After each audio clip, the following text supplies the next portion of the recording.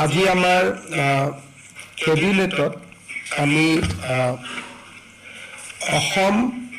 অষ্টম Assam pay commission, যিটো ৰাজ্যৰ চৰকাৰৰ কৰ্মচাৰীসকলক 1 জানুৱাৰী তাৰিখে আমি ঘোষণা কৰিছিলোঁ যে ৰাজ্যত আমি অষ্টম বিত্ত আয়োগ বা দৰমহা আয়োগ গঠন কৰিম। এই অষ্টম দৰমহা আয়োগখনক আজি আমি পূৰ্ণ ৰূপ দিওঁ।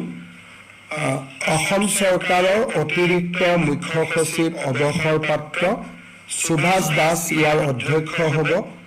গুৱাহাটী ইউনিভাৰ্চিটিৰ অধ্যাপক ৰাতুল মহন্ত ইয়াৰ সদস্য হ'ব। বাকী আমাৰ বিত্ত বিভাগ, পাৰ্চনেল ডিপাৰ্টমেণ্ট, জুডিচিয়েল ডিপাৰ্টমেণ্ট আদি কমিশ্যনাৰসকল এই আমাৰ আয়োগৰ সদস্য হ'ব।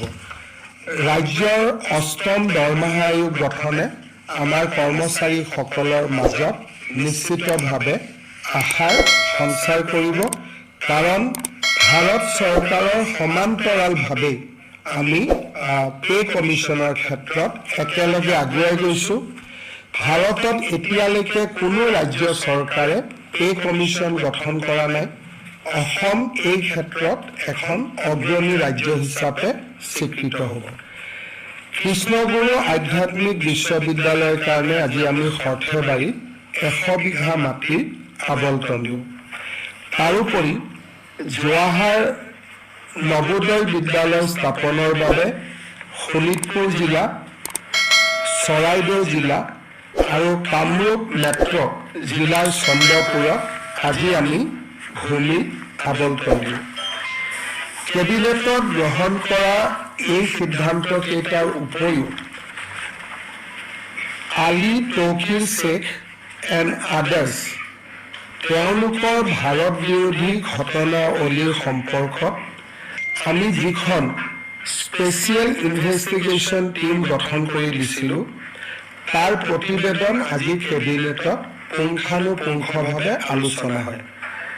আলোচনাৰ অন্তত গোটেই বিষয়বস্তুৰ গভীৰতালৈকে লক্ষ্য কৰি গৃহ মন্ত্ৰালয়লৈকে এই গোচৰটো হস্তান্তৰ কৰাৰ সিদ্ধান্ত লোৱা হয়। চাবিদাসকল, মাননীয় মুখ্যমন্ত্ৰী হিমন্ত বিশ্ব শৰ্মা ছাৰৰ বিশেষ ঘোষণা এয়া আমি লৈ আহিছোঁ চাব।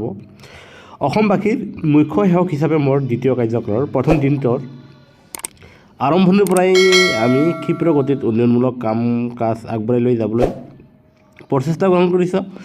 প্ৰতি বিভাগৰ কামৰ অগ্ৰগতি, ফলাফল আৰু জনসাধাৰণৰ উপকাৰ নিশ্চিত কৰিবলৈ নিয়মীয়াকৈ পৰ্যালোচনা বৈঠক অব্যাহত ৰাখিছোঁ। এই উদ্দেশ্যৰে আজি ৰাজ্য চৰকাৰৰ কেইবাটাও গুৰুত্বপূৰ্ণ বিভাগৰ সৈতে দীঘলীয়া পৰ্যালোচনা বৈঠকত অধ্যক্ষতা কৰোঁ।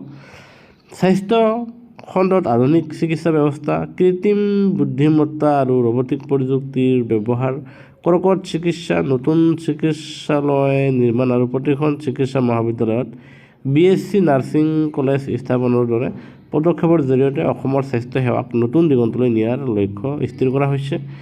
আনহাতে খনি আৰু খনিজ খণ্ডত বৃহৎ বিনিয়োগ, নতুন সম্পদ অনুসন্ধান আৰু ৰাজহ বৃদ্ধিৰ দিশত গ্ৰহণ কৰা পদক্ষেপসমূহে অসমৰ অৰ্থনৈতিক শক্তিক অধিক সুদৃঢ় কৰি তুলিব। এক সুস্থ, আত্মনিৰ্ভৰ আৰু বিকশিত অসমৰ লক্ষ্যৰ চৰকাৰ দৃঢ়তাৰে কাম কৰি গৈছে আৰু ভৱিষ্যতৰ প্ৰত্যেক দিনতেই অসমৰ উন্নয়ন বিকাশৰ দিনত উৎসৰ্গিত হৈ থাকিব। যে আমাৰ যিমান এনেকুৱা নতুন নতুন কোম্পানী আহিব, ইনষ্টিটিউশ্যন আহিব, আমি যদি অসমত তেওঁলোকক ভালকৈ ৰাখিব পাৰোঁ, ভাল এনভাইৰনমেণ্ট দিব পাৰোঁ, কোঅপাৰেট কৰিব পাৰোঁ, সহযোগিতা কৰিব পাৰোঁ, তেতিয়াহ'লে আমাৰ ল'ৰা ছোৱালী বেংগলোৰ, দিল্লীত গৈ কাম কৰিব নালাগে, আমি অসমতে আমি কাম কৰিবলৈ সুবিধা পাম। আৰু মই বিশ্বাস কৰোঁ যে আমাৰ ফিউচাৰ বহুত ব্ৰাইট, আৰু আমি এনেকৈ কাম কৰি থাকিলে আমি এনেকুৱা বহুত ইনষ্টিটিউশ্যনক আমি অসমলৈ আনিব পাৰিম, অসমৰ ল'ৰা ছোৱালীক সুবিধা দি যাব পাৰিম। লগতে মাননীয় মুখ্যমন্ত্ৰী মহোদয়ে জনাইছে যে কালিৰ দিনটোত বহুকেইখন বিভাগীয় বৈঠকত মিলিত হোৱাৰ পাছত আজিও প্ৰায় 6 ঘণ্টাজোৰা সময়েৰে বিভিন্ন বিভাগৰ বিষয়াসকলৰ সৈতে 3খনকৈ মূল বৈঠকত অংশগ্ৰহণ কৰোঁ। নতুন চৰকাৰে দায়িত্ব গ্ৰহণৰ পাছতে চৰকাৰৰ কাম কাজ তথা বিকশিত অসমৰ উন্নয়নমূলক পদক্ষেপসমূহত নতুন গতি প্ৰদান কৰিবলৈ এই দিশত গুৰুত্ব প্ৰদান কৰা হৈছে। 1 নম্বৰে খাদ্য ৰাজহুৱা বিতৰণ আৰু উপভোক্তা পৰিক্ৰমা বিভাগ। আমাৰ খেতিয়কসকলৰ পৰা ধান সংগ্ৰহৰ স্থিতি মূল্যায়ন কৰাৰ লগতে বিষয়াসকলক ক্ৰয় প্ৰক্ৰিয়াটিক কৃষকসকলৰ বাবে অধিক সহজ কৰি তুলিবলৈ পৰামৰ্শ আগবঢ়াইছোঁ। অসমৰ অন্নদাতাসকলে তেওঁলোকৰ কঠোৰ পৰিশ্ৰমৰ বাবে উচিত মূল্য পোৱাটো নিশ্চিত কৰি এইবুলিও ধান ক্ৰয়ত অধিক গুৰুত্ব প্ৰদান কৰিবলৈ বিশেষভাৱে নিৰ্দেশনা প্ৰদান কৰা হৈছে। বিত্ত বিভাগ। আমাৰ চৰকাৰৰ মুখ্য বা ধ্বজাবাহী কাৰ্যসূচীসমূহৰ স্থিতি পৰ্যালোচনা কৰাৰ লগতে আগন্তুক বাজেট অধিৱেশনৰ আগতে ৰাজ্যৰ বিত্তীয় অৱস্থা আৰু আমাৰ জনসাধাৰণক দিয়া প্ৰতিশ্ৰুতিসমূহ পূৰণৰ দিশ কেনেদৰে অন্তৰ্ভুক্ত কৰিব পাৰোঁ সেই বিষয়েও আলোচনা কৰা হয়। লোক নিৰ্মাণ বিভাগ। অসম মালা আৰু অসমৰ অন্যান্য প্ৰধান যোগাযোগ আঁচনিসমূহৰ অগ্ৰগতিৰ পৰ্যালোচনা কৰি বিষয়াসকলক ৰাস্তা আৰু দলং নিৰ্মাণৰ গতি ত্বৰান্বিত কৰাৰ লগতে গুণগত মানত গুৰুত্ব দিবলৈ আহ্বান জনাইছোঁ। অসমৰ প্ৰতিটো অঞ্চল সুসংযোজিত কৰাই আমাৰ মূল লক্ষ্য। এতিয়া NDA 3.0 চৰকাৰৰ কাম কাজ পূৰ্ণগতিত চলিবলৈ লোৱাৰ এই সময়ত আশা কৰা যে সকলো বিষয়াই আমাৰ আঁচনি আৰু প্ৰকল্পসমূহৰ ৰূপায়ণ ত্বৰান্বিত কৰিব, যাতে জনতাৰ আস্থাক মান্যতা প্ৰদান কৰি আমি নতুন অসম গঢ়াৰ লক্ষ্যত গতি দিব পাৰোঁ। লগতে তেখেতে জনাইছে, এয়া চাব, অসমৰ জনসাধাৰণৰ বাবে সম ন্যায়, সম অধিকাৰ আৰু সম দায়িত্বৰ এক নতুন অধ্যায় সূচনা হ'ব। সম নাগৰিক সংহিতা অসম 2026ৰ জৰিয়তে বিশেষকৈ মহিলা আৰু শিশুসকলৰ অধিকাৰ সুৰক্ষিত কৰাৰ দিশত এই পদক্ষেপ হ'ব এক দৃঢ় সংকল্প। একেদৰে ৰাজ্যৰ অনুসূচিত জনজাতি আৰু আদিবাসী সমাজৰ স্বকীয় পৰম্পৰা, ৰীতি নীতি আৰু সাংস্কৃতিক ঐতিহ্য অক্ষুণ্ণ ৰাখিবলৈ তেওঁলোকক এই ব্যৱস্থাৰ পৰিসৰৰ বাহিৰত ৰখা হ'ব। উন্নয়ন আৰু পৰম্পৰাৰ মাজত সমতা ৰক্ষা কৰাই আমাৰ লক্ষ্য। আৰু যি চাব আপোনালোকে সম নাগৰিক সংহিতা আৰু সম নাগৰিক সংহিতাৰ অধীনত কি আছে চাব।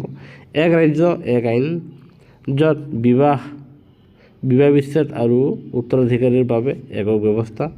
আনহাতে বিবাহৰ ক্ষেত্ৰত পুৰুষৰ 21 বছৰ, আনহাতে মহিলাৰ বাবে 18 বছৰ বাধ্যতামূলক।